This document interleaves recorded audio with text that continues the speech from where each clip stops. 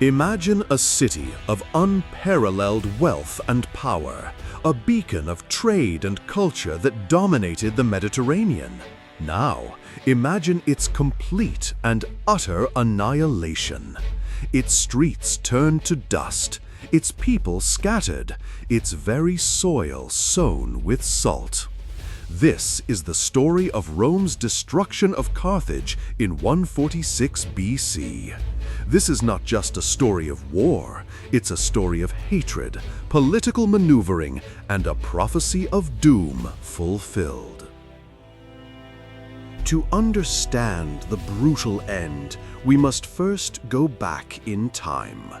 For over a century, Rome and Carthage had been locked in a death struggle, a series of conflicts known as the Punic Wars.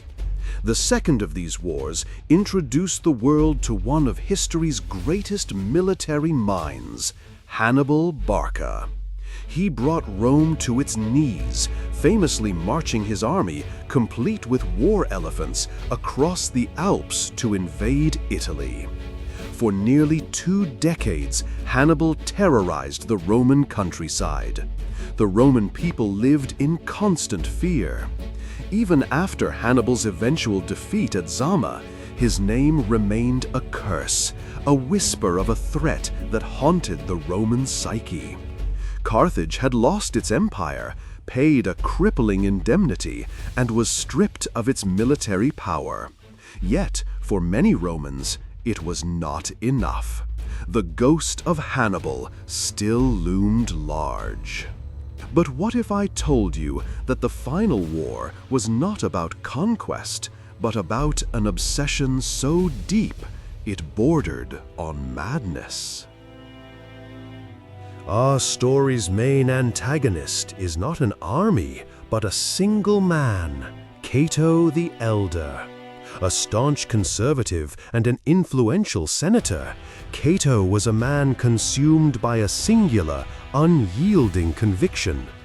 After a diplomatic mission to Carthage, he was reportedly stunned by the city's rapid recovery. He saw not a defeated rival, but a resurgent threat. From that day forward, Cato ended every single speech he made in the Roman Senate, no matter the topic, with the chilling phrase, "Carthago delenda est." Carthage must be destroyed.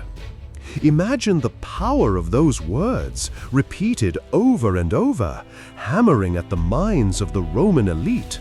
It wasn't a policy proposal, it was a psychological campaign of attrition. Carthage, meanwhile, was a bustling hub of trade, not a military power. They had no army to speak of, only a small force for defense against local Numidian raiders.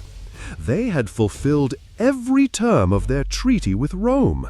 So, how did Rome justify its final brutal act of aggression?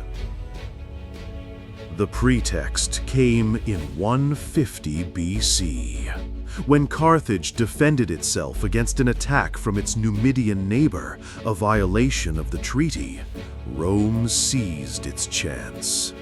A Roman army landed in Africa, and the Carthaginian leadership, desperate to avoid war, surrendered completely. They handed over 300 of their most prominent citizens as hostages. It was a humiliating act of submission, yet they hoped it would be enough. But the Romans had one final, unthinkable demand, a demand that revealed their true intentions. The Roman consuls delivered the ultimatum. Carthage must be destroyed, and its citizens must rebuild at a new site, at least 10 miles from the sea. For a maritime city that depended on trade and the sea, this was a death sentence.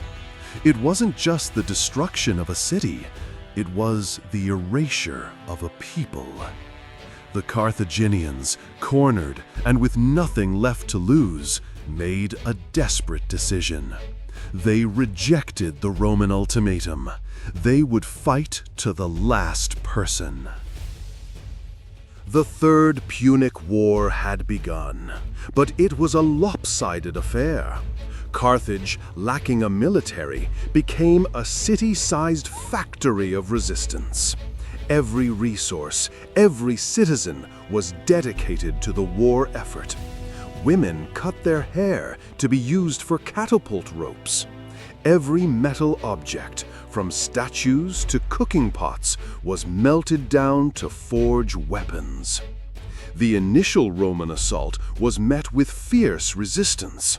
The walls of Carthage, nearly 40 feet high and 30 feet thick in places, seemed impregnable. Roman commanders were repeatedly frustrated. It was a humbling moment for the seemingly invincible Roman war machine. The siege dragged on for nearly 3 years.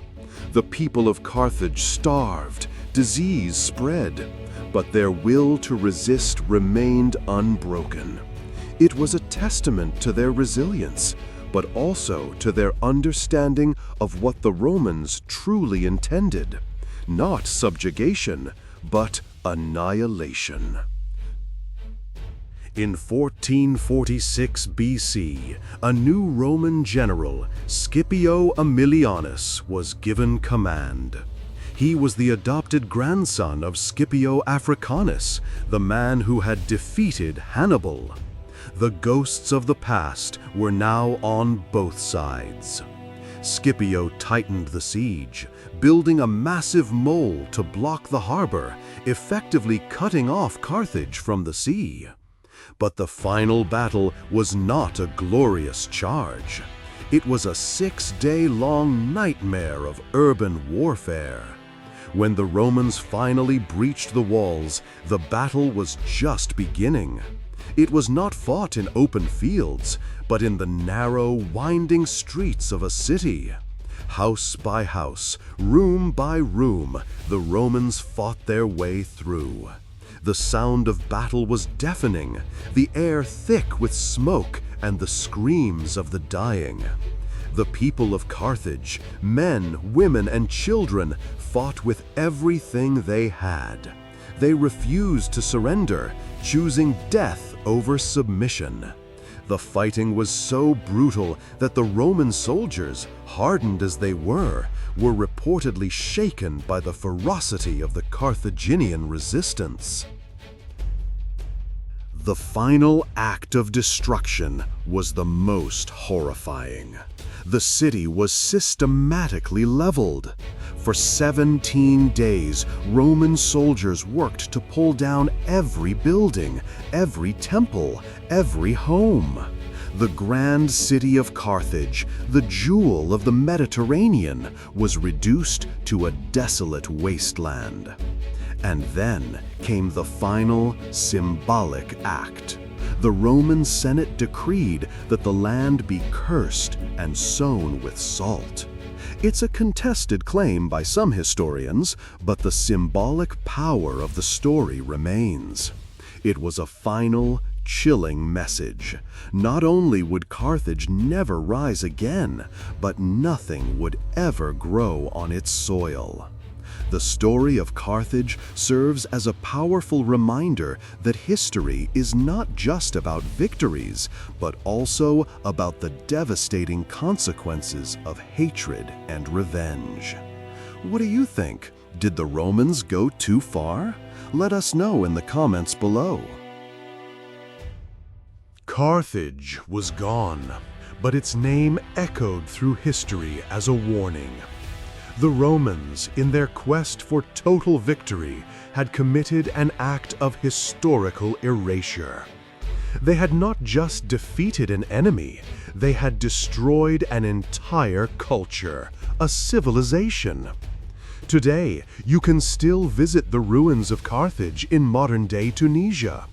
What you will see is not a city, but a palimpsest of history, a place where the Roman city was built on top of the Carthaginian ruins, a constant, silent reminder of the day a city was wiped from the face of the earth.